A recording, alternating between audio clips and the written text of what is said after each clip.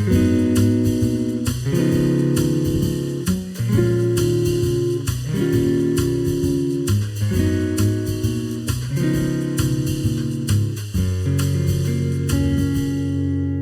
everybody, and welcome back to It All Depends on the Situation. I am your host, Eric, and once again joined in studio by, to my left, Shawn. Yo. And across the table from me, you got Jeremy. What's going on? All right. Gonna be an interesting episode today. So, Jeremy actually kind of brought up this topic. Yeah, I want to talk about dreams and nightmares, because I don't know, I feel like everyone has their own particular kind of relationship with it. It's interesting thing. Me and Shawn talk about, like, I don't know, kind of regularly. Mm-hmm. That's been a while, Just a handful of times, yeah.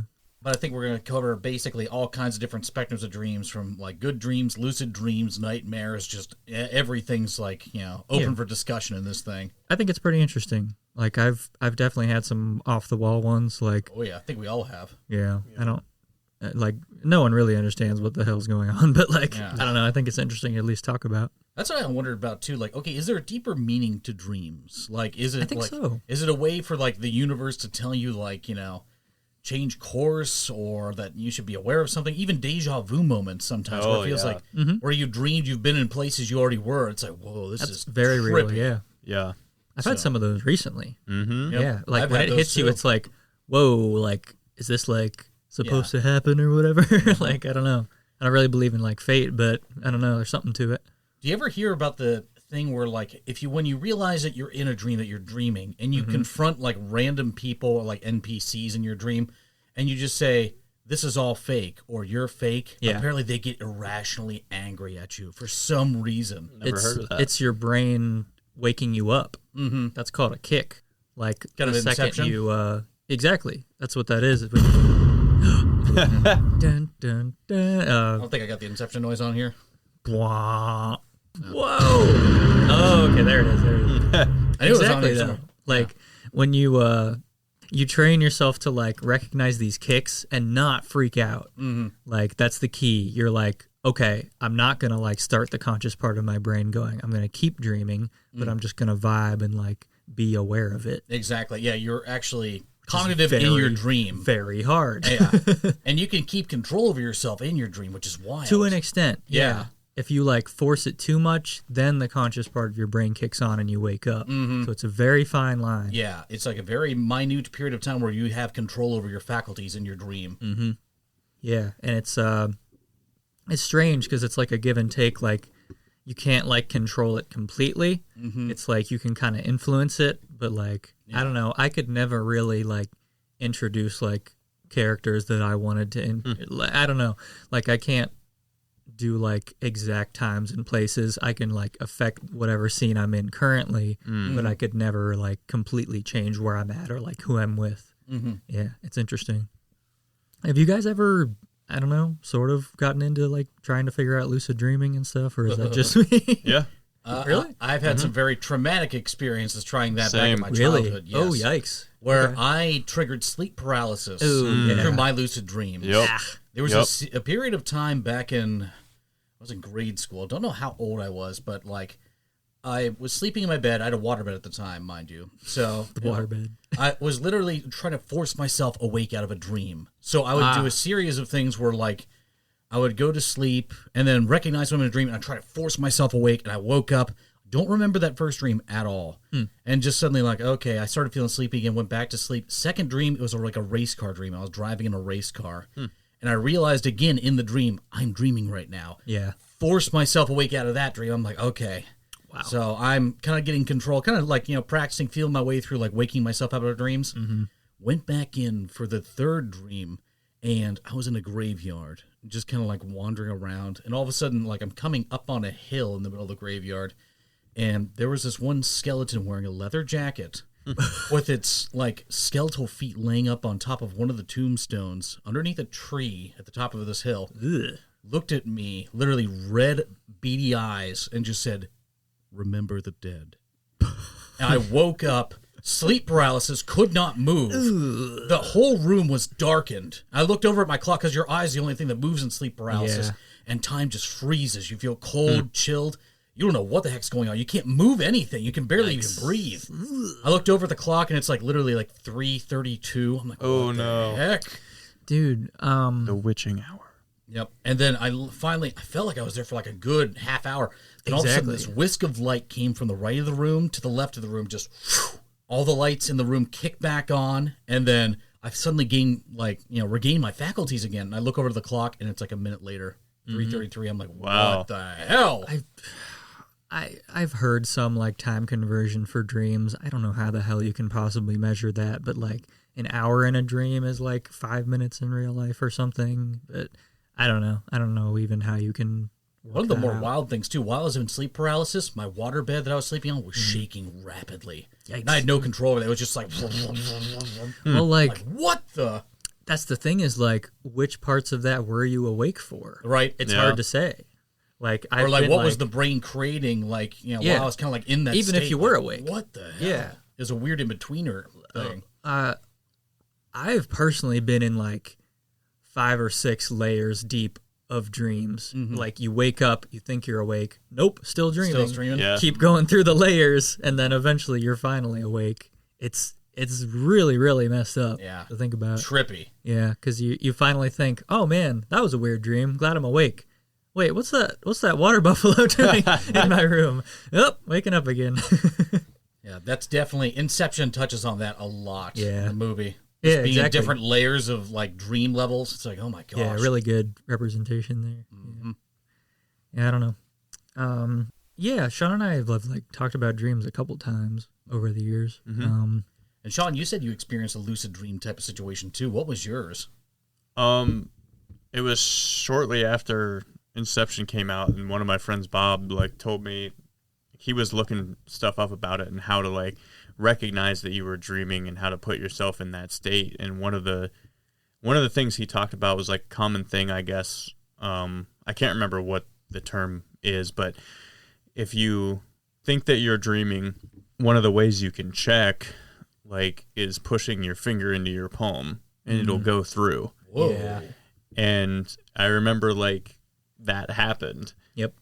You're like, well, here we are. Yep. All right, I'm dreaming, so now I can make whatever happen. And I did it a little bit until this was in college. One time I did it and I was messing around with it and I had a false awakening. And I've had a couple sleep paralysis instances, but for me it's always like breathing. Like I can't breathe. Really? When it happens. And I remember waking up and I was in my college dorm room and I woke up. But it was still a dream. I woke up and I couldn't breathe and I went into the bathroom and I was like clawing my face off like the Poltergeist scene where he's like ripping his face off and I couldn't breathe, like tearing my nose off and like blood and skin and stuff coming off.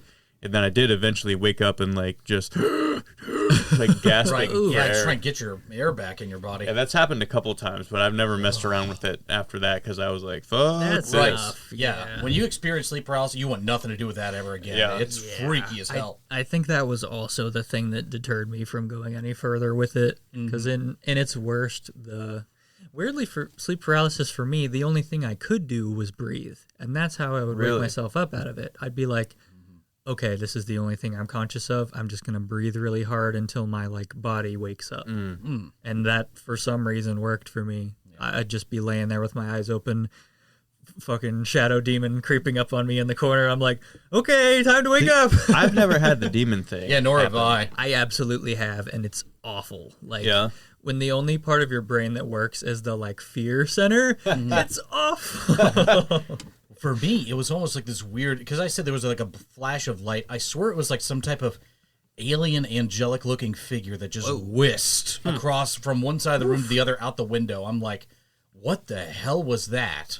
So that's why I'm just kind of like, perplexed and like, what just happened? Creepy.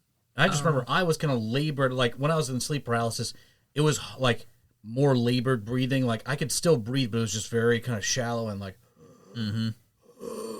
type of thing. Yeah, very so slow. it felt, time was just completely slowed to a crawl. It was wild. I think the majority understanding of dreams is like your brain's trying to form long-term memories as you sleep. There'll be like moments where I notice like, oh, like I went to the beach yesterday and I had a dream about like a sea turtle or something. Oh, yeah. Like it can be as obvious as that, but like honestly, who knows Yeah. how all that works? I don't Yeah, know if no anyone clue. understands. I've been diving into law of attraction books, especially narrating my most recent books too, and talks about the power of the subconscious, like in your mind, and how like certain things, like your dreams are basically corresponding of what your subconscious is basically internalizing. Yeah. In a lot of ways. So if you're scared, for instance, of like, oh my god, I got a big exam coming up here. I got a big exam, and then all of a sudden you start having nightmares of anxiety and fear. You'll have like relating to the exam. I'm like late a for the high school class. dream, yeah. That type of stuff comes from the subconscious, from your internal anxiety from it. Yeah, from like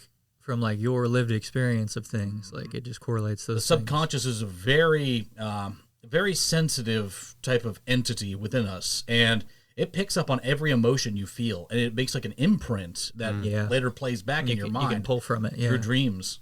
that makes sense.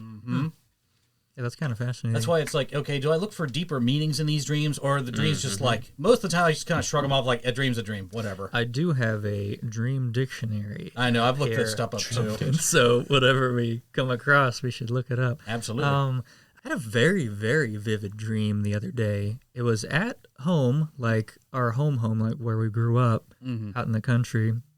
And it was out on like the back deck, and there were tidal waves coming in, like from the woods or whatever, like approaching our deck. And I'm like, well, this ain't good.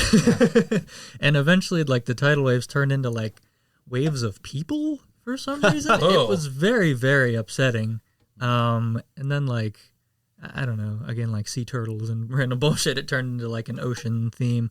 But like, I think I ended up looking it up. Sea turtles are like harbingers of hope or whatever. I don't know. I guess one of the more darker symbols to see in your dream is an owl. Owls symbolize death for some reason. Oh, okay. I have heard that. I'm Yeah, looking up which is sea wild. turtles on the Dream Dictionary. Turtles in dreams represent your inner persistence, determination, endurance, wisdom, and spirituality. So there you go. Yeah. Wow. DreamDictionary.org. Or you know. I think we've talked about this before, Jeremy, but I looked some stuff up before, and it hasn't happened in a while, but one of the reoccurring themes in my dreams was my teeth falling out. Yeah. That is a stress-related dream. When you're worried about life or worried about something in your life to that point, Ashley's had that dream a lot too. Either it just like you pick it out of your mouth, or it just randomly falls out. It's like, what the? Every time it was like me pulling them out. And when I looked it up, it said it was something about like you said something that you shouldn't have said, or you let information slip that like really? you shouldn't have. And I've been like very conscious over the last like probably 5 years to not spill the tea. And I haven't had one in a long time. Okay. Yeah. That could be related then. Wow. Yeah, I always thought it was like stress-related for those type of like teeth falling out dreams. I mean, and that could be too, Yeah. because at the time that they happened a lot, I worked a job that was very stressful, and I haven't been under that much stress in a long time. I think the like common interpretation of those is, well, yeah, stress, but like I think it comes from like growing up, like puberty, like losing your baby teeth and stuff. Like your brain holds on to that kind of physical sensation. I don't know. I also don't know that I've had one since I've had my wisdom teeth out. Oh, that's interesting. Oh, interesting. I'm It was like a premonition of sorts. currently Maybe. Googling common dream themes Or maybe to see just if we've had like any. tooth pain while you're asleep, Could be. Yeah, it translates to that. Maybe. Teeth are screaming, help! right? Have you guys had any dreams of being chased? The common dream Oh theme? yeah, I've had that. I've had Being dreams shot where- at. Yeah. I actually, yeah, yep. I've been shot in a dream before. Me Same. too. Yeah. There was this one, like, literally, I was in some weird, like, it was almost like an alternate reality type of thing where I was in this one kind of, like, it was like a house that was down in Miami. And there was, like big glass windows everywhere. And there was, like, a car that pulled up. And it was me and some other person. And this guy comes up and just shoots up everything. We get shot. I wake up. Dude, I think Like, what the I fuck? think you were in the cartel in a past life It might have been. I'm like, what in the... in Miami. Is that past life like repression or some type of like memory from a knows? past life? Exactly. Like you said, I've been shot in a dream. Like I even like somehow stuck around for the aftermath, and like it just kind of went black, and it was like, well, Right? that's what happens. Interesting. Yeah, but like the sensation of like being stabbed or like being shot or something, like Yeah. that's pretty upsetting. Yeah, very disturbing. I'm like, what the? Are you ever able to feel anything when that happens? I never like, do. I've been shot a couple swear I times in have. dreams, but Yeah. I can't feel anything. Yeah. With being shot, usually I'll wake up, but I remember this one time that I didn't, immediately at least, and it was like, I had kind of the full experience of it, and it was like, huh, this is almost like a flashback or something to like, Wow. Yeah. I don't know. Like I an can't really alternate describe life. It Yeah. really did. It's like, what is this? That's wild. Who knows, man? Yeah. What about dreams where you're fighting people? Like, I've had many dreams where I'm fighting people, and I can just, no matter what I do, like, I remember this one where it was like a big dude, like 6'5", 250 pounds, like fighting this guy, and I remember breaking his arm and like Whoa. still not being able to finish this guy. It's still coming. But Yeah. could you feel anything? Like, No. oh, okay. No, but I was also like beating the fuck out of this guy, like not getting hit, but just like fighting this guy, and like the I said, combo breaking going. limbs and stuff, and just still not being able to put these people down. Damn. Is there a that up. deeper meaning there? Like maybe there's this obstacle you've been trying to face where you're trying to get over it. So and you're Whoa. exactly right. That's what I looked it up. That's like what one of the things was. Like, there's things you're trying to overcome in your life. and it just seems like it's impossible. You're beating the crap out of this guy. Yeah. You're breaking his limbs, literally. Just like, I've got him on the ropes. He's still coming at me. How do I get past this? That makes sense. That would make a lot of sense. Oh, wow. Third on the list of common dreams is teeth. Teeth? Yep, Yeah. I believe it. Dude, so makes many a lot of times I've sense. had it. Probably 10 plus times. One of the more traumatic dreams I've ever had was, and this one still kind of bothers me this day, literally sitting outside looking up, the moon's crashing down into Earth. And I literally witnessed this thing, the moon's getting bigger and bigger, literally coming right at us, and literally just, everything just goes, Majora's Mask. Exactly. yeah, it was. I was Yeah, like, oh my Zelda. God, it was the real life Majora's Mask, and that was horrifying. Yeah, that's terrible. Oh, my God. Falling dreams. Yeah, Of course. and you just Oh, go, yeah. Yeah. you jolt awake. Then yeah. you talk about the kick. That's what that is. Exactly. I've always woken up in a falling dream. Yes, same. So what is your most traumatic dream that you can remember? Oh God. Well, You know, I was on vacation, I don't know, as like a 10-year-old maybe. We were at like Disney World or something, and I had this dream at the Phantasmic Arena, the like ride/show yeah, I know. at Disney World. The nighttime spectacular they have. But zombie apocalypse. Oh God. I was in this empty arena, and the apocalypse haven't started yet. I haven't told the story well, but like I'm the only person in this arena. I'm up toward the front on like the rail or whatever, and this girl with like her hair over her face is like pushing this shopping cart toward me like really slow, and I like approach her. I don't know why I had this dream as like a 10-year-old. This is kind of traumatic, but like I approach her, I'm like, hey. Are you okay? What's wrong?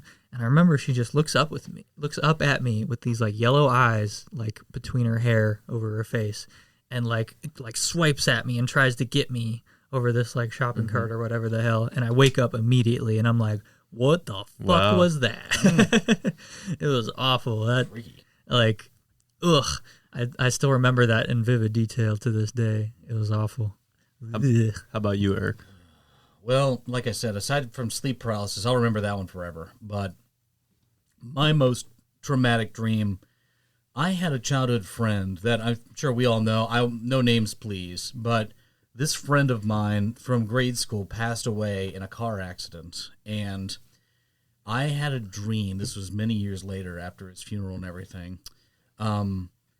Literally, I, for some whatever reason, was in this like room somewhere, very darkened room, and there was like an old like rotary phone, kind of like the very old type of like bells. I on the remember. outside. Look at my arm. Already creepy. It Yeah. was literally ringing. I went over, picked up the phone, and said hello. On the other line was my deceased friend saying, "Eric, it's dark. Nope. I'm cold. Nope. Where am I? Where is everybody? Woof. Eric, it's dark." And it would just repeat again, Ah, again. And I'm Yeah, just that's like, awful. I got Ugh. goosebumps thinking about that one. That one's crazy. "Hey, buddy, it's great hearing you again. You know, hey, just look around. Is there a light? Is there anything near you?" You're trying to like help him. Yeah, it's dark, Eric. It's just so dark. It's dark. It's dark. And I'm just like, listen, buddy, it's okay. Like, honestly, do you see, is someone there with you or anything? And he goes, yeah, I think my dad's over here. I'm just like, talk to your dad. It'll be okay. It's good hearing you again, my friend. And he's just like, okay, I'm going to go now. Damn. Literally I haven't just heard that part. Jeez, man. Literally, yeah. Like, I don't even think I hung up the phone. I just woke up. And from that, I'm like, I'm awake the rest of the night now. Not going back to bed. Done. I remember waking up that day to a text from you telling me about that dream. Yep. Yeah, it was crazy. There was also other reoccurring dreams. This was, like I said, that one was years after the fact. But after he passed, I was having a reoccurring dream. I was at his house, and literally, because he lived in like a multi-story house. Yeah. Only in my dream, it was like it went on for like 6 floors, and for some weird reason, like the very top floor was just a staircase going to a door, and I always felt like I would slowly climb up all the different floors, getting up to that very top staircase, and feeling this dark presence behind the door that just emanated, like literally, you could feel the energy through me. And it'd just be like, I can't open that door. I can't go through that. Wow. And like I said, it was his childhood home. Yeah. But only it was like literally like 7 times the size up just because of like all the winding, floors and staircases. And behind that door, I could never open it. So I don't know, like if that phone dream I had years later was closure of some sort.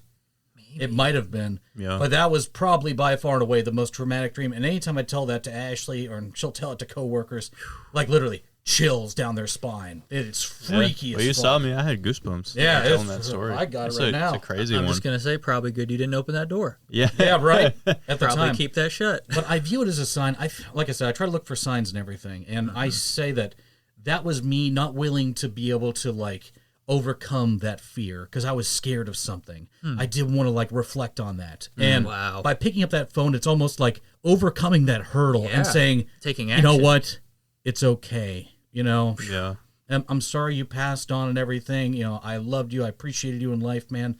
I wish you the best. And, honestly, get sleep. Wow, So, man. It was, like I said, closure in a weird way. All those years later.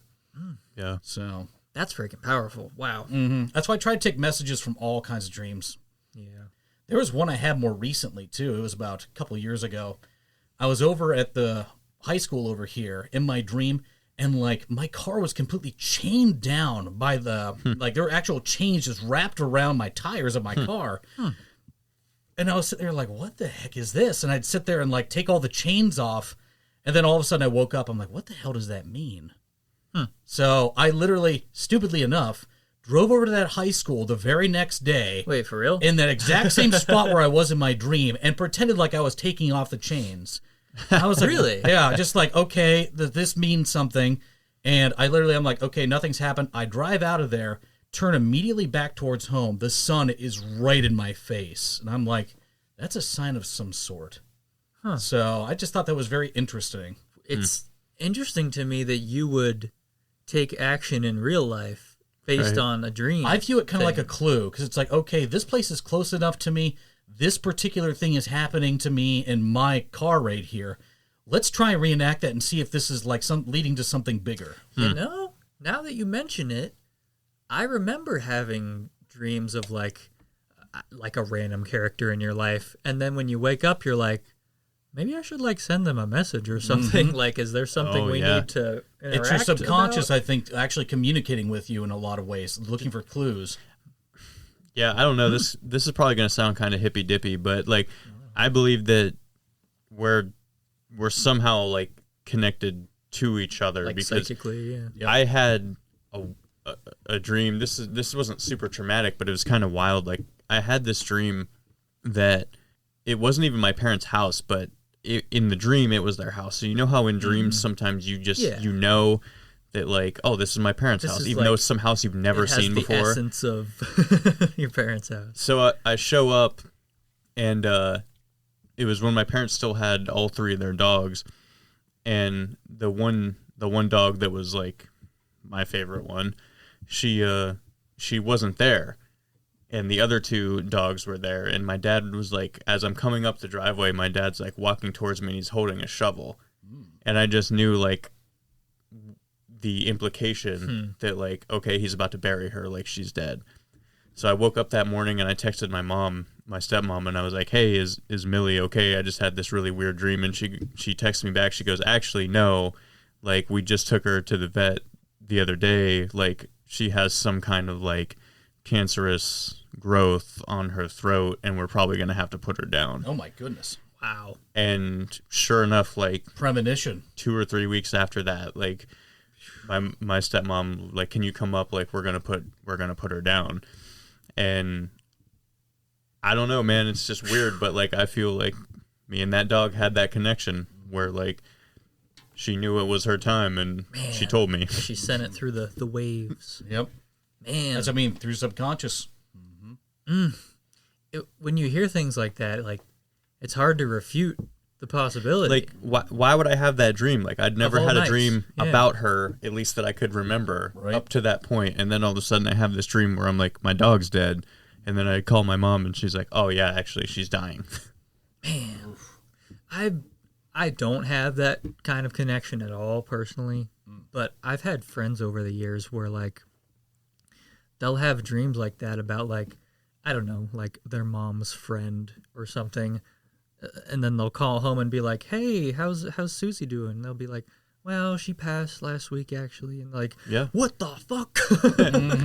What is this?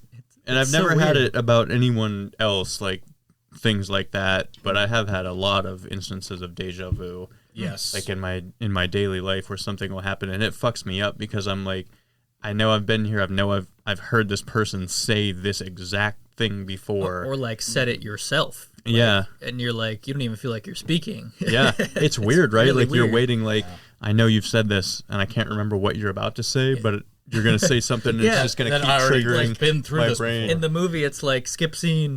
Yeah. Like, I've seen this part. Huh. But yeah. Wow. I figured this is where we go, like, really down the rabbit hole here. So let's go down an even more interesting rabbit hole, too. You ever heard about this thing? I don't know if it's really along the lines of dreams, but it's kind of like multi-dimensional, like, different reality type stuff. You ever think back to, like, close calls in your life? Oh, yeah. Where it's Actually, just a like, lot. oh my gosh, I just near missed this thing, or this just happened. What if, indeed, our souls, or our being, as it were, goes on these paths, and what if, honestly, we didn't make it in a different universe, and we are basically thrust into a whole new reality? Yeah. Where, like, we could have passed in that universe, all of our friends are mourning us, all of our families mourning us, but we're still continuing on. Yeah, or like, what if you are currently reliving the flashback in your final moments? Right. Like, I don't know. That's man. trippy. Yeah, right? That's real deep If level. we're Like, going into near-death experiences, I've had a handful that kind of stick with me. I had this, I can only describe it as like the genre of books is magical realism, but it's like when the lines of reality blur in and out of reality for moments. There was this semi-truck coming toward me on like a two-way road in like a downtown of some like small town in Ohio. I can't remember the one, but I was driving to work in Cleveland. But like the front tires both like liquidized and blew out, and it swerved over the double yellow at me. I'm in this little fucking Chevy Cobalt. What am I going to do? Absolutely nothing. So I'm like bracing. I'm like, well, had a good run. And the semi's like liquidizing coming toward me. And I'm like somehow fully at Like, peace. you saw this in real life, or Yes, this is a dream? This was on the way to work. Okay. Like, I worked a full shift after this. Obviously, like, white in the face. Yeah. But, like, this... I don't know if my brain was, like, trying to make sense of it after the fact, but I remember it as being this, like, liquefied, like, tires of a truck swerving toward me. And, like, somehow at the last second, it swerves way out of the way. Like, the weight of this truck makes zero sense how this thing had to move to miss me. But it did. It was, like, halfway over the yellow. What like, time was this? This was, like, 5 p.m. I worked, like, a weird, like, So during third rush shift. hour. Yeah. interesting. Yeah, super, super weird. Like, speed limit in this road was like probably 25 or 35. So like, Okay. I don't know. It probably would have did me in, but like maybe I would have survived. But it totally missed me somehow, and I was like, "Damn, gotta keep going with this day. I guess can't just go home at this point." But that's what I mean. Where, like, that might have been a turning point I in, don't like, know. a different reality. Yeah, it's super, super weird. Like I'm kind of shaking right now. That's, I mean, kind of reliving this. like I said, that's honestly, that's a good thing, though. That's called exposure. Kind of going back into like all that feeling, what you felt during that thing, like that's actually therapeutic in a way. Wild, completely. Yep. No other scenarios jump to my mind immediately, but that's the most kind of dramatic one for me. I remember I was actually stuck at the end of, okay, we know Madeira Beach, right? Yeah, they have all those Florida. erosion barriers. When I was a little kid, I got sucked out in the middle of like a high tide and got stuck at the end of those erosion barriers. Yeah, I've heard and this like literally story. I was bleeding everywhere, just like because all the like the coral and the coarseness of those things. Yeah. And I'm just sitting there stuck on the rock, just like fighting for dear life, trying to get back to shore. And it wasn't until Ryan, literally 4 years younger than me, was coming out and trying to save me. Then he gets pulled into this thing. Dad goes and saves him, and I have to literally just like jostle my way back down the thing, and I'm just sitting here bleeding out on the beach. I'm like, ugh. Yeah. That was probably my closest thing to Dude, that. kid brain is so like fantastical too. Yeah. Like the pain you feel as a kid, I feel like is like 100 times worse than pain as an adult. Like I Yeah. don't know what it is. Like everything feels like the worst thing or the best thing in the world when you're a kid.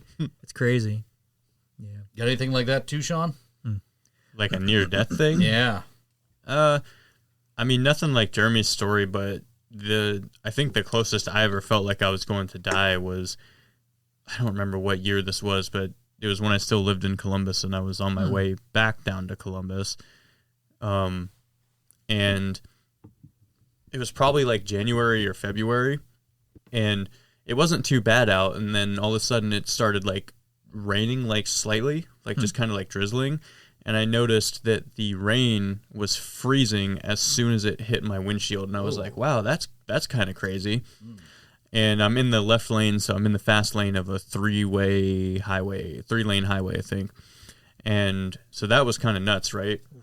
And then I started feeling like my car, like, starting to, like, shake. And I was like, oh, no, like, it's, like, freezing on the ground, like, immediately, too.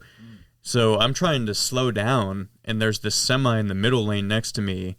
So I can't get around him because every time I get up to 70 or faster, the car started shaking like it was going to like lose control. And when he would come up next to me, the wind that the semi was pushing was yeah. also Blow you pushing off. the Draft. car around. So I was like, I'm going to fucking die. Like, there's no way, I can't get away from this. Like, I can't go fast enough to get in front of him and get into the slow lane. I can't slow down because there's people behind me.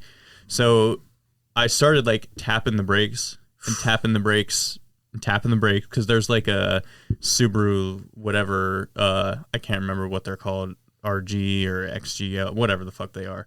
Anyways, it's behind me, and thank God it got the message, and it slowed down, and I slowed down, and as that semi blew past ahead. me, pushed me up right off the road. Oh my God. And it took me, I don't know, a couple seconds, like with the brakes fully on, to slow down and stop. And I just sat there, like, breathing heavily, like I could have just died right now.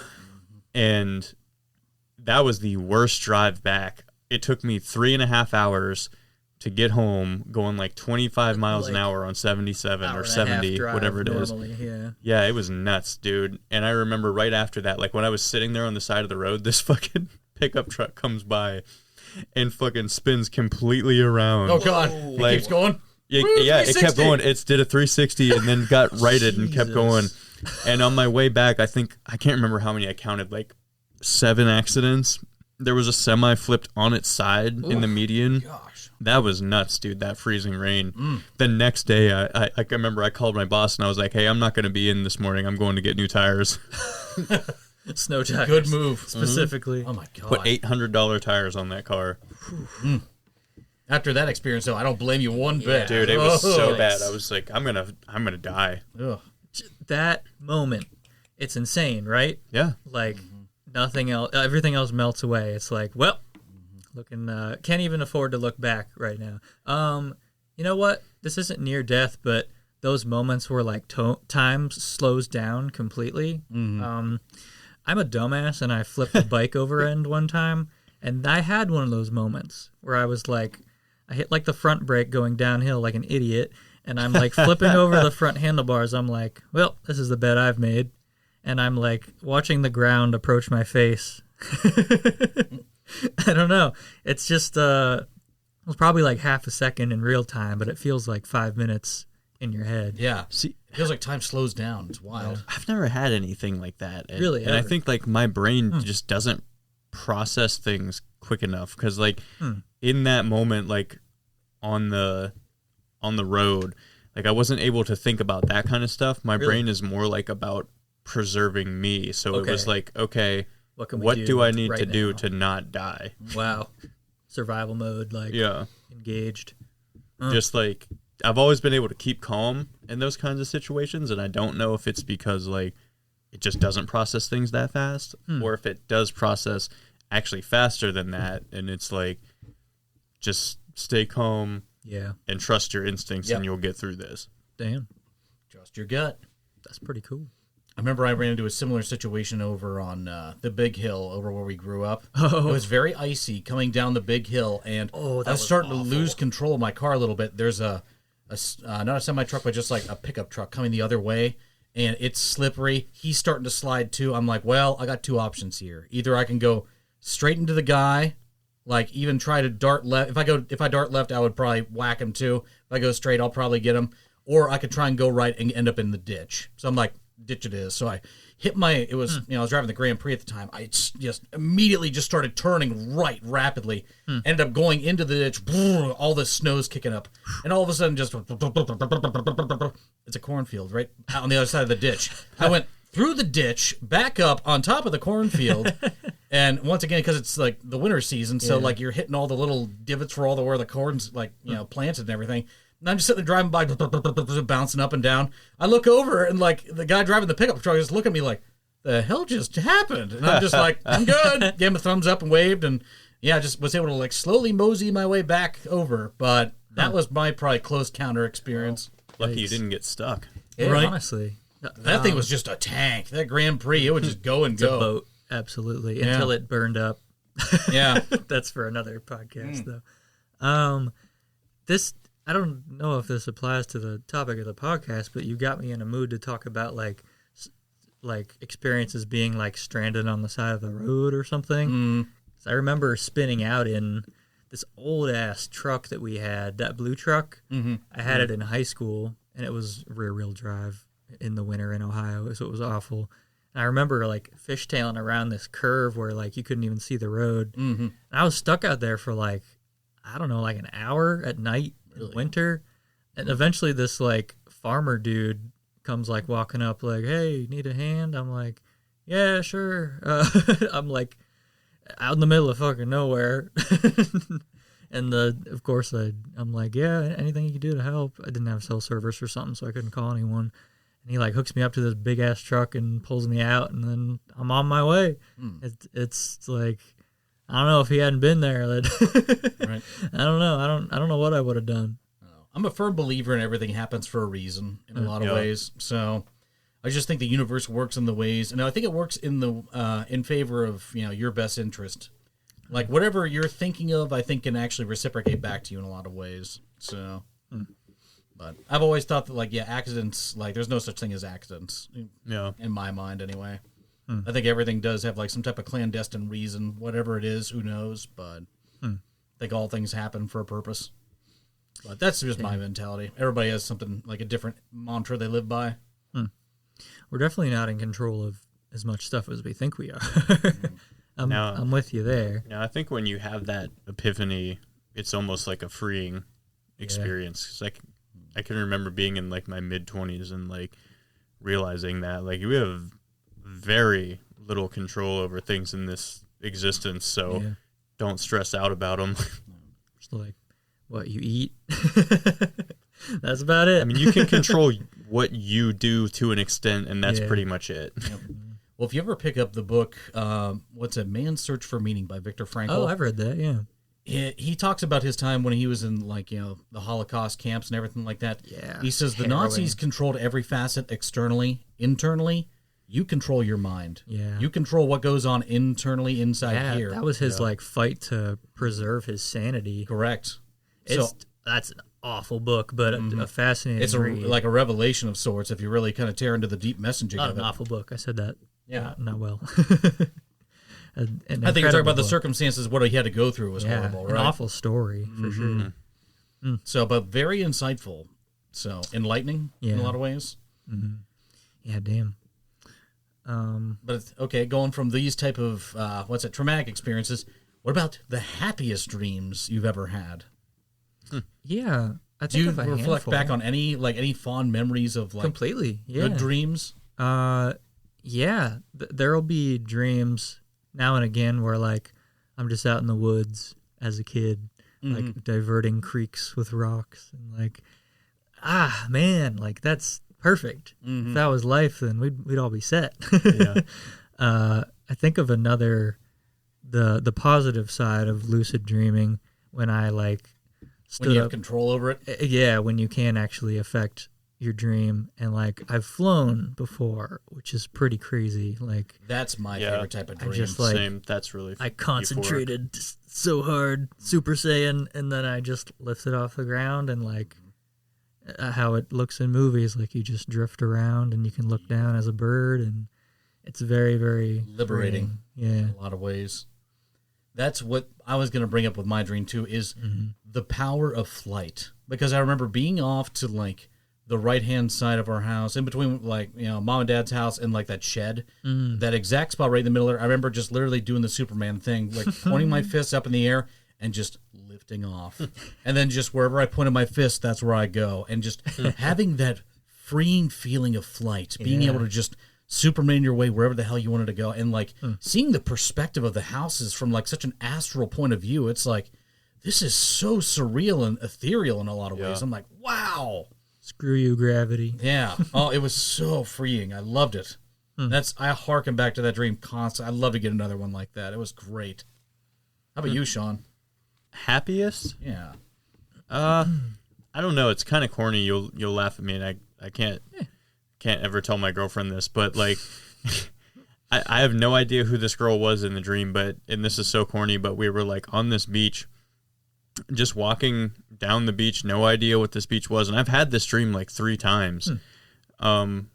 Just the feeling of being so in love with this person, and having her also be so in love with you, and then just waking up and being like, damn it. No. Oh my God, I've had those dreams. It's such a heartbreaker. Yep. But it's You like, get so invested, you're just like, hey, we're so in love. You wake up, oh God, damn it. right? And it's like this person that my mind just created, like this maybe they exist, maybe they don't, but like I've never seen them before. It's not like, oh, I have this huge crush on this celebrity and like this is who it is. No, just like this girl that I've never seen before, but it is more about like the feeling and less about the person. Yeah. And that feeling, just the way it makes you feel. Like nothing else. Yeah.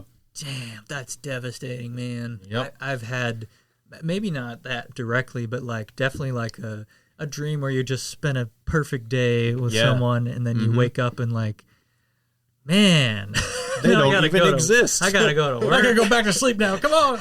Please, 5 more minutes. Yeah. I've got a lot of dreams, kind of the opposite of that, where it's like, my significant other, Ashley, she'll be like chastising me or ignoring me in my dream and stuff like that a lot of times. And it just feels like, what's wrong? What's wrong? What's wrong? Just nothing. And she's being real secretive, shy, or just like kind of dismissive in a lot of ways. Wow. So I've always had that type of like, weird dream. And she has the same things about me, where I'm just intolerable, where I'm just like, go away. Get over there. I don't like you. Blah, blah, blah, blah, blah. And we just have these internal dreams about each other. I don't know if it's just like we care so much about each other that we have these type of things. Maybe. Yeah, you don't seem like that at all in real life. Right? That's what I mean. It's just like, why are we such jackasses to each other in our dreams? Hey, you talk about it. I think that's the big thing. That's what I mean. We honestly, openly talk about it, because like you guys said, you talk about dreams all the time. Ash and I will do that too. And we're just like, why the heck are we like that? Like, obviously we care about each other. We love each other. Like, this is ridiculous. I just think it stems from once again, going back to the subconscious again, it's that internal fear of loss. Like, you're scared of like losing the other person. I think is really subconscious. On a subconscious level, that's where it stems from, I feel like. So, but she fears for that as much as I do a lot of times. And it's such an irrational fear. So. Now, what about reoccurring dreams? Yeah. I've absolutely I've had those a lot. Can you remember any of them? A handful. I literally have like Dream Notes app. Like I said, the childhood house story with the multiple levels, I had that one after he passed for a good many number of years. Isn't that crazy how it's like can be like the same dream, like step for step? Again, it's like, not again. Literally, and you recognize too, you're like, not again. Yeah. Oh my God, I'm here again. Please, not again. Just hits replay. That's wild. Yep. But once again, I feel like it's, Your subconscious is trying to teach something or help you get over something. So, but I think that's why it keeps on happening, because it's like referring to some type of thing that's bothering you, I think, in your waking life. Probably. That would make sense. Mm-hmm. Until you get over that mental hurdle, then it helps you kind of grow and move on.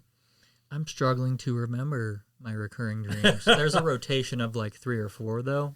And I think that's meant to happen, too. I think you're meant to forget after having these recurring dreams for so much. Maybe. Then it's a sign that you've overcome that reoccurring dream. Oh, I know one. God, like, I guess a lot of people have like high school flashback dreams. Mm-hmm. Mine will be like high stress, senior year, need to pass this class to graduate.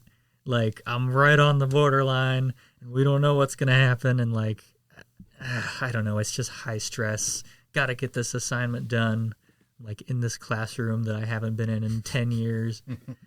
Yeah, it's not a good time. Right. And like half the time in the dream, I'm just thinking like, man, didn't I already graduate? Yeah. Yeah, you'll wake up and realize, oh, hey, that was years ago. That's What's good. going on? Those are the funniest to me. Like, I still have them on occasion where, like, I'm in high school, but I'm 30, whatever, and I'm just like, this is fucking weird. Those ones, when you wake up, you're like, oh, thank God. Exactly. Yeah, It's the opposite. You're just like, oh, that was in the past. I'm good now. I get to go to Thank work. God. Okay. Whew. God, that's way better. Yeah.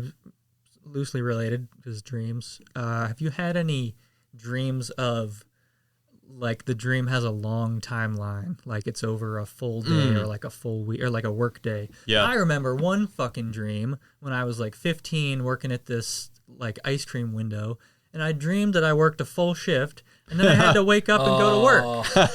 It sucked. Do you ever have, I hated these, the literally close your eyes, open your eyes, it's morning. Yeah. That Those were the worst. blows. And you Zero don't even feel sleep. like you've gained any sleep. You're like, Yeah. oh my God, no. Nothing You literally just happened. transported in time into the future. Yeah. No, it's wait, light wait, outside. wait. 5 No, minutes. wait. Let me tell you something. Yeah, I've had those before. That does suck. Those are annoying. I haven't had those, and I think I got 2 in my lifetime that's ever happened. And it, oh my gosh, literally close your eyes, dark out, open your eyes, it's light out. Damn it. See, that used to be like actually a fairly regular thing for me, but I haven't had anything like that since I started sleeping with a white noise machine. Oh, you use one. Yeah. Yep. Huh. Yeah. I do not. I guess RAC functions as one, though. Yeah. Yeah, well, that's the thing. Like, the last apartment that I lived in and then my house, like, both very quiet. And, like, I would struggle sleeping. Like, I'm a light sleeper to begin with when it's anyways. Too quiet, Yeah. yeah, that's tough. That's why Ashley always had the fan on at night. It creates some type of white noise type of thing. Yeah. So just some type of electronic noise going. Just kind of numbs out your hearing, I guess. And when I first got the machine, I was dreaming, like, and I would remember my dreams regularly. Now, it's pretty rare. Like, last night was the first dream that I can remember in a while.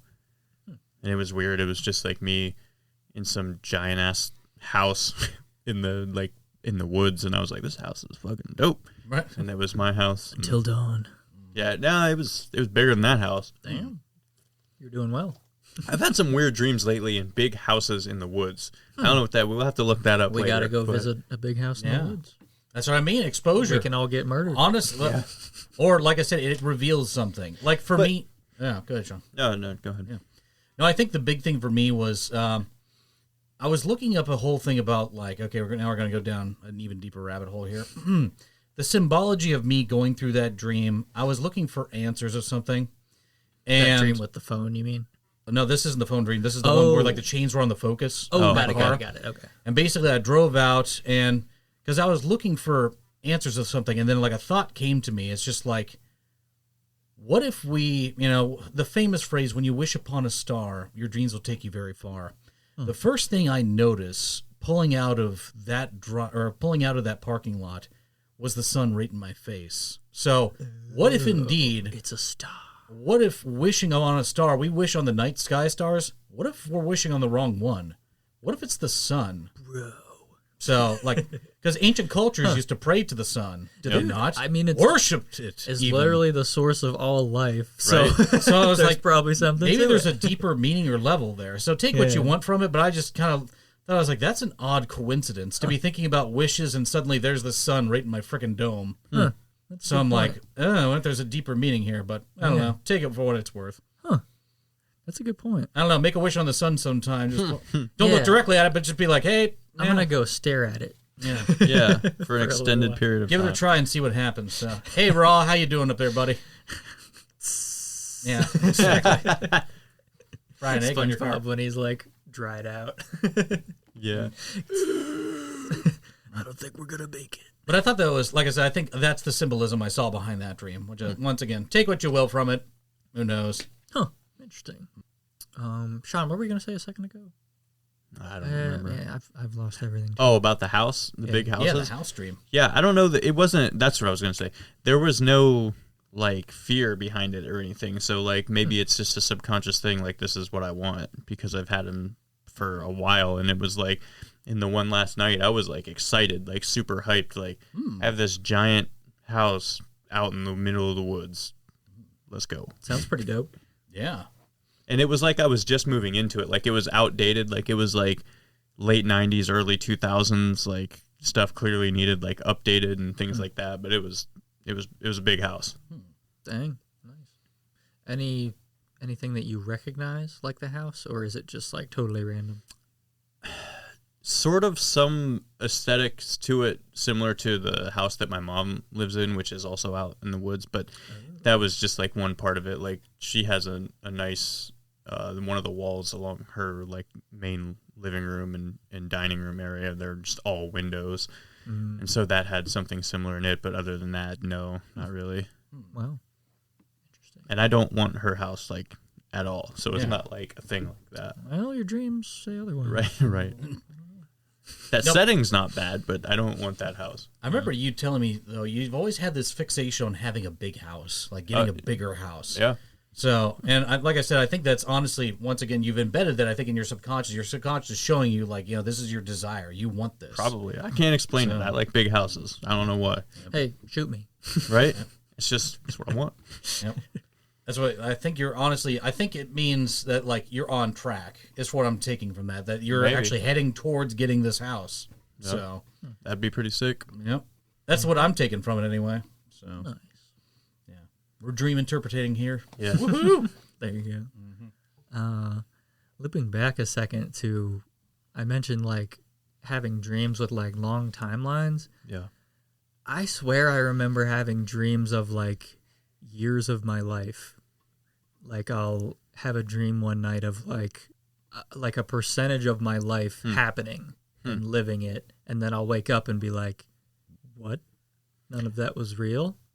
That's like Inception. Yeah. Like I'll have like memories of like nights hanging out with like you and Ryan or like mom and dad or something, and like that's crazy. It's just super weird. Like none of it happened, and I don't know how to explain it. I've never had that. I've had like a day, but never anything like, longer than that. Or I feel like I've just kind of like already gone through a day or something like that with somebody. Yeah, I swear I've had like long periods of time in a dream. And then just wake up from it kind of devastatingly. I've had dreams where, like, once again, alternate life type of thing. Yeah. Yeah, that's what it feels like. Yeah, because literally you just, like, live your life as someone else, and all of a sudden you wake up and you're like, oh, holy crap. That wasn't me. That was just, like, some other type of, like, experience I just had. It was wild. It's nuts. Yeah. It's almost kind of like, you ever see, what's that, Rick and Morty? There was an episode called Roy.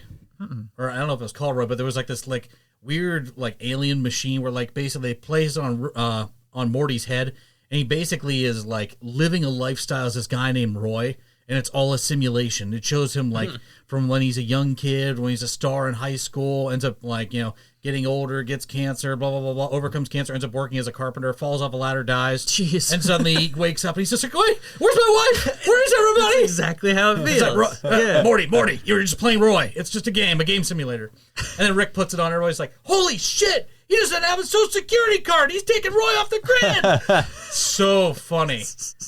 So it's like, it kind of poke fun at reality. It's like, okay, is this all a simulation type of thing? Jeez. Yeah. That's a whole other rabbit hole, but yeah. Ugh. But I've had those where like you'll have dreams where you just feel like you're someone else entirely. It's like, whoa. Yeah. Wild. Yeah, I've had that too. Have you had dreams where you're not human? Or if you're like a lizard or something? I think I have had some animal ones before. Really? Yeah. I don't I can't point to any specific example, and maybe it's more like having animal type qualities like you talked about before, like flying, or like being able to breathe underwater or stuff like that. That'd be so cool. I don't know that I've ever had one where I've recognized like, oh, I'm an iguana or whatever. Yeah, I'm trying to recall any stuff like that. I don't think I've ever had stuff where like I'm an animal or anything. Now, Shawn, now that you mention it, Shawn, I think I have had underwater breathing dreams. Yeah. Yeah, like I don't know what I would have been doing, like exploring the Titanic or some shit. Finding Atlantis? Maybe. Every guy's dream, find Atlantis? There's still time. Dang. I had a wild one a couple years ago of me like being chased by these orcas. Whoa. In the ocean, but I was on like I kept going up these like they were like telephone, like electrical, not telephone poles, but like the big like triangular ones, power line ones, or whatever, like going up that, and then these killer whales like attacking it and it falling over, and like I remember being so terrified every time, and like it falling down and then having to swim to the next one before they got me and get up that one, and then just knocking them down. That one was scary. They're in the water? Like the pylons are... Yeah, like no land in sight, just like these telephone lines or power lines, rather. That's just awful. out in the middle of the ocean, and these killer whales like, I'm going to get you. Just chewing down the things. That's like a horror premise. Like, oh, it was. It's all water. Yeah, oh yeah. I'm actually terrified of the water. I love the ocean, but I'm also very terrified of it. You like the beach. Not the fair. ocean. That's fair, yeah. But like when we went on the fishing thing, like I wasn't scared of that. But if I would have got off the boat like 10 feet away from it, I would have been terrified. Open like when there's. What about a cruise? I was gonna say, if you ever like any interest in going on a cruise, like I've been on a cruise, like surrounded by nothing but water for miles. That, like, that was fine because I'm on the boat. Like, but if I was out in the water with nothing in sight, I terrified. don't know if it's so much the area, the depth gets me. The depth. There's like a mile underneath me. I think what for me, hell? it's not being able to see what's around me. Oh yeah. Like I think that's the scary part of me. Like I'm scared of like the unknown. I think. Yeah, I think everybody is. I think on a deeper level. Yeah. Like the Squidward thing, alone. Yeah. It's just in the white room. And not being able to see, like at any second something could just get you. Like that's what scares me. Oof. Well, along those lines too. Had any drowning dreams? I don't think so. I don't think so either. Actually. Yeah. I've had dreams of like tidal waves and stuff like that, where it kind of like comes over the shore, kind of like a typhoon type thing. I bet I can guess the interpretation of tidal wave, but I'll look at it anyway. Like I said, from moon crashing into the planet to giant tidal waves. I mean, man, I've had a lot of cataclysmic dreams. Hidden meaning of tidal wave dreams. Any sort of giant wave implies that the dreamer peace and harmony would be disrupted. Well, look out, man. Yeah.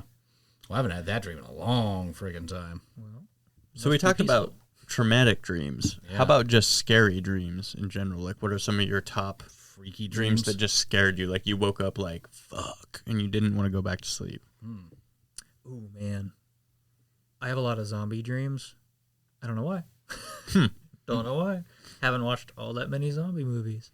But Apparently zombies scare you. I guess so. Yeah, there's something about it. It's like the humanness of them, I guess. Like, you're equal on all terms, like physically, like size-wise, and like, I don't know. It's just like a zombie is like a person with no social boundary. Yeah. Or like, I don't know. Like, they're just an unlocked person. They can do whatever. They're like a monkey. Like, they can just mess you up. Yeah. Monkeys scare me too. Come on, think of it. Yeah. Apes. Yeah. The monkey dreams? Yeah, they got no laws. That's true. Nothing Just stops come them. through the glass. Oh, no! Yeah, that's a common one for me. I don't really know why. I'm trying to think of, like, scary dreams Who's your villain, your arch enemy, your dream enemy? Arch enemy dreams? I don't know. I have 3 particularly scary dreams that I think I can point to. Yeah. And I think I've told you all 3 of them, but I don't know if I've ever shared I don't know. with I Eric. don't think, I think you've done it And before. these are in no particular order, but 2 of which were in one of my apartments in Columbus that I think you might have actually visited. I believe so. And I think that I had these dreams because of the way that apartment was set up and where my room was, it was like halfway underground. Like the window. Yeah. You mentioned, yeah. And the window that was in my bedroom that my bed was next to was like it faced the parking lot. And that was a busy area. And I had a dream one night that someone was like climbing in that window. Like I woke, like in the dream, I woke up and they were like halfway in the window. And I tried to like get up out of my bed and like get away. Yeah, and they shot me in the back. Whoa. And then I had another dream in that same room where I woke up, and for some reason that bedroom had French doors to it, which is really weird. But there was somebody just standing in that like doorway. And I was like, fuck. And I got up out of the bed and we like got into a struggle. And I, like, got them against the wall and, like, slammed them against the wall, and they went down and they dropped their gun, and I put the gun in their mouth and, like, executed them. Oh, gosh. And then, like, I remember, like, I didn't wake up after that. Like, Whoa. And it was pretty vivid, and I was like, I can't believe I just did that. And I went into the bathroom, and I remember cleaning their blood off of me and calling my dad, and I was like, dude, you're not going to believe this I fucked up. Like, I need your help. And, like, we were plotting out, like, all right, how do I get out of this? Wow. And actually, now that I think about it, there was a fourth one that was, again, in that same room, and it was this cat. And I don't know why I was so malicious in these two dreams, but, like, this cat was, I don't even remember what it was doing, but I remember beating it to death. Whoa, like, grabbing it by the head and just beating it, like, off of the bathtub and off the shower until it died. But the fourth one, though, that I've shared with you before, and you mentioned it before we started on here, was at my house from high school, and it was like I knew it was this weird like twilight type time of day, like a yellowish red sun out, like dusk, and I hear this shriek come from like the woods behind me, and I know what it is. It's this witch that's out there. I remember going after it and finding it and wrestling with it and getting it down on the ground in like a Kratos style with my foot on its head and plunging this stick into its eye and hearing like the bones crack and the eyeball pop. Ooh. And when I woke up, I was just like so disturbed by these sounds and like the actions that I took in the dream. That's awful. Right. Yeah. But I'm currently thinking about like the way I see the story of that dream in my head is probably way different than the way it actually is in your head. Like, it's interesting the difference in that kind of, like, you can never fully translate that experience to me. Right. Yeah. Oof. Yeah, it was weird. That was a weird one. And I think I actually had that one twice. The witch. I remember you telling me that one. Yeah. That's wild. But a lot of those are like related to your apartment complex. So it makes me wonder if like, was there a lot of like worry about like, you know, potential break-ins and stuff like that where you were currently at? That's the weird thing. Like, I don't even think it was a bad area, but like for some reason, I think it was just the fact that it was against that parking lot. So people were like coming and going all night, and there were always cars driving by, and there was a gas station right next there, right next door to there. So like, I think just hearing people out there talking all the time, because I think that's actually what caused the break-in dream was that I could hear people outside talking, and so like that triggered me. And I was probably like halfway awake when I had it, anyways. You can hear while you're asleep. Yeah. Anyway. Yeah. But I think that's what caused a lot of those ones. Yep. Like, have you ever? I don't know, like fallen asleep to the TV or the radio or something, and it'll be like the song is by in your what's dream on. Exactly. Yeah. Yeah, that too. Yep. Yeah, I'll be sitting there and like this random country song breaks on, and I'm just like, what? I'll wake up and I'm like, oh, that's why that was in there. That, or like falling asleep watching a movie or a TV show, and then your dream turns into this like half episode Hybrid. of Lost that you're playing. Just like, why is the Grinch here? And then he stole Christmas. Yep, you wake up and there's Jim Carrey. It's like, he said his heart grew 7 times that day. That'd be sweet. It's like, oh, okay, now that makes sense now. One set of dreams, which I always thought was kind of interesting for me, I don't know what you guys think about this, because this kind of goes more into like taboo territory. Sex dreams. Is sex elusive in your dreams? Like, basically you're trying to like link up with somebody and they're just like, no, or like it gets to the point where it feels like, okay, we're going to do something. And all of a sudden either you wake up or you're constantly put on the back burner. Or like, do you ever have the dreams where you're just in it and going? I guess I've had more like in it and going to use your verbiage. Yeah. Yeah. With like, I can't name names, but like, unfortunately, like obscure friends in my life, that'll happen. And I'll be like, I'll wake up and like, I'm kind of looking at you differently now. I try to just forget those because like it's weird, but yeah, that's absolutely happened. I didn't even think about that. Usually for me, it's what the first thing you mentioned. Or it's like, elusive. I mean, I've had both. Yeah. Plenty of both, but I feel like more often than not, like it's about to happen and then some weird roadblock comes up. Yeah. And then it's about to happen again and then some weird thing happens. Bingo. And then all of a sudden the dream shifts to some totally different thing and they're not even there anymore. And then you wake up and you're like, fuck! Exactly. You're like, damn it, I was right there.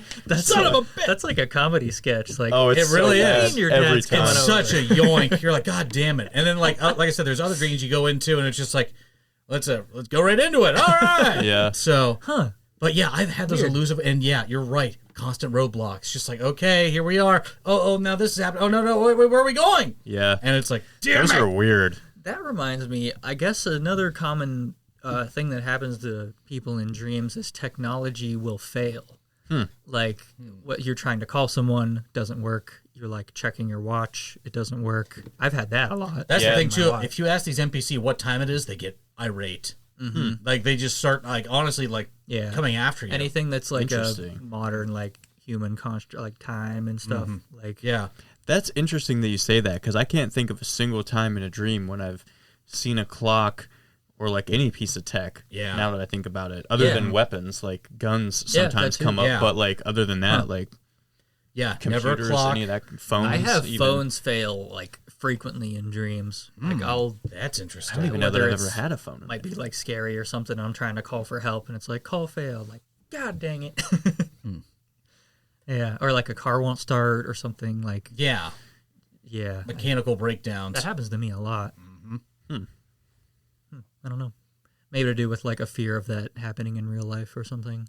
Maybe. Could be on a deeper, like, more personal level. Yeah, that could be it. This is now the psychoanalysis podcast. That's what I mean. Like I said, I look for deeper levels in dreams. I always do that. Like, if I have some type of really off-the-wall dream, especially a very vivid, disturbing dream, I look it up, and, like, more times than not, like, the traumatic dreams, I guess, it's like, oh, it just means you're going into a new chapter of your life. It means you're happy.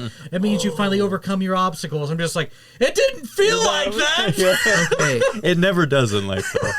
in January of 2020, I had a apocalypse dream. Maybe to do. I mean, COVID was like I was gonna say, present the on pandemic. the news in January. Like it had just started. We didn't know it was going to be like a world-stopping thing. But like it was on people's radars, and I had this apocalypse dream of like I think it was like just like a nuclear bomb in the distance, like with it slowly approaching. Oh, And that's that same feeling with like the truck approaching me, like, well, Yeah. I mean, what can you do? here we go. Yeah, exactly. It's totally out of your control. accepting fate type of thing, just like, Yeah. all right, bring it on. Yeah. That's all you can do. And I in feel that like moment. Yeah. symbolically, that's a way of, like, I think you mentally overcoming a fear or overcoming a hurdle of some type. Maybe. Just kind of an anxiety dream, probably. Like, Yep. I don't know. So I've never had any dreams like this, but I had a boss a couple years ago that told me that this was a theme, like in his dreams, that he'd had quite a few times, where like he'd be messed with by a like unseeable force, like like a demon or a ghost or whatever, and like physically like harassed or whatever. And he was like, it wouldn't scare me. He was like, instead it would make me mad. And like I would get pissed and like want to I'm like, all right, motherfucker, like let's do this. Wow. And like I always thought that was really interesting. That like I feel like most people that would have a dream like that would be like, oh, it was so scary, blah blah blah. But he was just like, no, I was just like was wake just up tilted. pissed, like He's like, bring it on. right. Paranormal activity. I still feel like that's an internal battle with his subconscious. He's mad at himself about something, and that's kind of like playing out in his dream. Yeah. I always found it kind of inspiring though, because like I had that mindset as a kid. Mm-hmm. Like when I watched horror movies, I was always like, "I'll fight this thing." Exactly, like fight or flight type thing. If it were me, I would simply not be haunted. Screw you, Freddy Krueger. And then in like my teens, I was like scared by horror movies. Yeah. Mm-hmm. And now it's kind of like a mix of the two. But I kind of found his stories a little bit inspiring. Like, fuck being afraid of this stuff. We'll just face it head on. Exactly. Learning how to deal with fear. And that's a theme of a lot of different tales, too, especially Batman. The psychology of Batman's overcoming fear. Yeah. I mean, it's such a powerful and like it's a universal emotion. Yeah. It's like the stem of your brain is literally the fear interpretation. But I feel like that's the biggest lesson we learn in life, too, is overcoming fear. Because one of the famous phrase, too, the cave you fear to enter holds the treasure that you seek. Yeah. And that's true more times than not, is overcoming fears of things. And I found that to be a universal thing is for me as well. Like, I'm scared to, like, do new things in some way, shape, or form. But, like, as soon as you begin to make yourself feel comfortable with being uncomfortable, then you can really begin to, like, live your life in a very interesting way. And doors open for you. Lots of opportunities, too. Such a hard thing to overcome, though, because it's a survival instinct. Yeah. It's so easy to get caught in your safety and comfort zone in a lot of ways, too. It's like, why would I want to leave this thing? Because I'm safe it's here. literally comfortable. Yeah. You can, like by nature. The illusion of control, kind of like what Shawn said. You feel like you can control this one thing, but at the same time, it's like there's another world of possibilities out there. But once again, that's how you begin to try new things, too, is just going out into the unknown, overcoming that fear. As someone with a diagnosed anxiety disorder, I've been through therapy about like handling fear and anxiety, and some helpful notes have. There's a couple of quotes I stick with that really help me. I think one was, "Are you running because you're scared, or are you scared because you're running?" Like being that the running is the source of the fear, where if you stopped and looked at the thing, it loses all power. Yep. Another is courage and fear are inseparable. If I ever got like a cheesy tattoo, that would probably be it. Because that one keeps me going. Like anything you're scared of, you can overcome. Like you can face it, and it loses maybe not all power, but like I don't know, you can face it. Yeah. Even if you think you can't, it's kind of cool. Yeah. Yeah, but it's definitely scary as hell. Yeah. Yeah. But that's why I feel like there's constant hurdles in a person's life where it's like, okay, you're coming into face with this obstacle, and it's like, do you want to try and run away, ignore the obstacle, or can you face it head on? It gets bigger when you run is the problem. Yep. Yeah. Well, it'll keep on showing up in different forms. So whether if you constantly keep running away from the problem, like it'll reappear itself in different ways throughout your life, and you'll keep on facing that until finally you've had the courage and strength enough and willpower enough to finally say, okay, I'm going to finally face this. And then when you get over that, then you move on to the next, thing in your life. Yeah, it's facing part of you. A life's litmus test, if you will. It's not even really facing the thing. It's facing your fear of the thing. Yep. Yeah. Anyway. Even starting, honestly, going to inspired by my podcast too.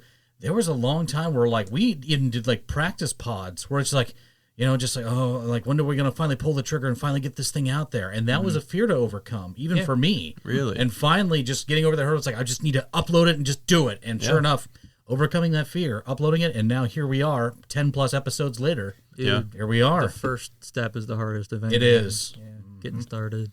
Yep. That's so real. But and then you're off and cruising and, hey, I already got the first one done. Well, keep going. To look at life like stepping stones in a lot of ways, too, because there's always going to be obstacles. Whenever obstacles come around, you try and use your best knowledge and honestly face it head on, because you'll be able to, like, overcome it. The obstacles are meant to be put in your way to overcome. In creative stuff, and I guess in almost anything, something has to be the first one. Mm-hmm. Something has to be awful for anything to be good past that.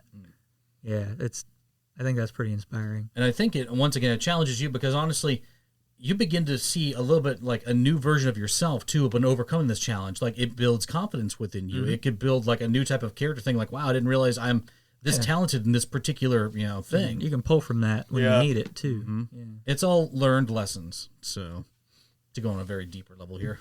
So. All right, and I think that'll do it for this pod episode. So we really dove into some pretty deep and psychological stuff in this stuff. Yeah, thanks for sharing, guys. Yeah. So thank you guys for coming over and sharing your stories with me too. So, Many goosebumps along the way? Of course. Oh, gosh. So, they have some sweet dreams tonight. So, Be safe out there, everyone. Yep.